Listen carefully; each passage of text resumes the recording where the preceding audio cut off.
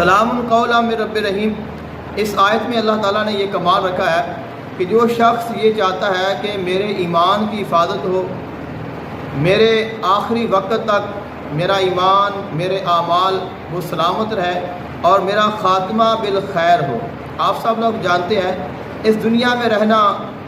امتحانات، مشکلات اور آزمائشیں، طرح طرح کی پریشانیاں اور پھر طرح طرح کے مذاہب، مختلف مسالک، مختلف افکار اور مختلف لوگ، ان کے درمیان میں اپنے ایمان کو بچانا یہ بہت بڑا کمال ہے اور یہ انسان کے لیے بہت ایک مشکل چیز ہے۔ لیکن اس سے بھی بڑھ کر